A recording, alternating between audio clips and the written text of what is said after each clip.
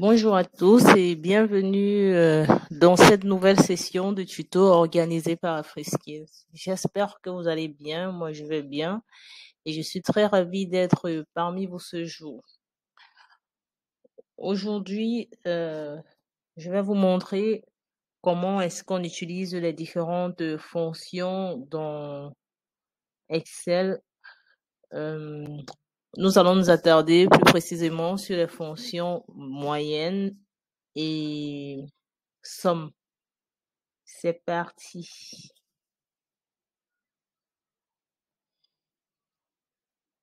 La première chose que nous allons faire, c'est nous allons cliquer sur l'onglet, sur la cellule dans laquelle nous souhaiterons insérer le résultat après utilisation de notre fonction. Nous allons commencer par la fonction somme. Déjà là, je suis dans mon tableau Excel. Il est constitué ainsi. En colonne A, les différents signes des opérations, les différentes opérations à mener. En colonne B, les différents signes des opérations. En colonne C, les différentes opérations effectuées à partir des formules. Lorsqu'on clique dessus, sur chaque cellule, ici dans la barre de contenu, il nous est indiqué les différentes opérations qui ont été effectuées. En C3, on a une soustraction, 20 moins 10. En C4, une multiplication, 5 fois 5. En C5, une division 100 par 4. En la colonne D, exemple 1, on a des chiffres qui ont été insérés de manière quelconque, sans formule. Et en colonne E, on a des formules qui nous indiquent les opérations qui ont été menées suite à l'utilisation des données des cellules. En E2, par exemple, nous avons une opération d'addition de la cellule C2 et D2. Qui nous a donné ce résultat, c'est-à-dire 20 plus 5. En E3, nous avons l'opération de la cellule C3 moins D3 qui nous a donné ce résultat. En E4, nous avons le résultat de l'opération de la cellule C4 multipliée par la cellule D4 qui nous a donné ce résultat. Et pour finir en E5, on a une opération de division de la cellule C5 par D5. Alors, comme je disais, la première fonction que nous allons voir, c'est la fonction somme.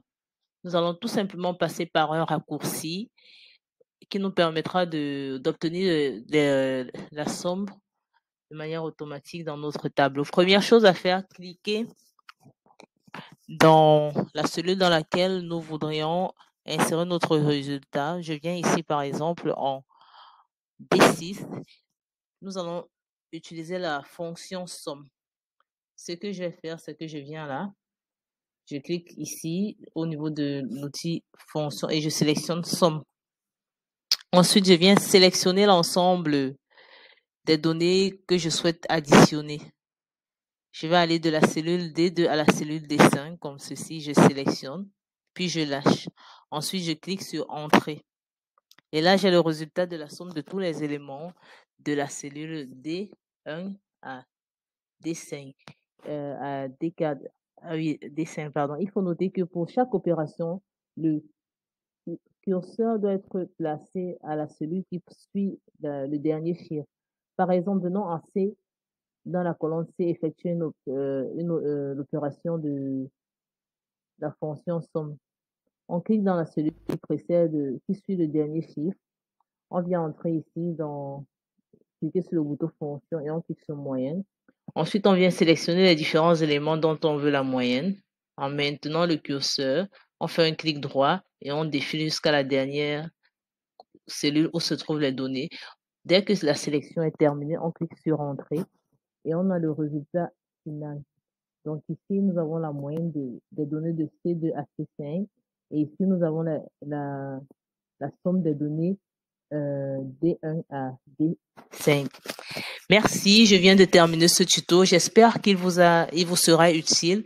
Je vous invite à vous abonner pour plus de tutos et surtout à cliquer sur la flèche de notification.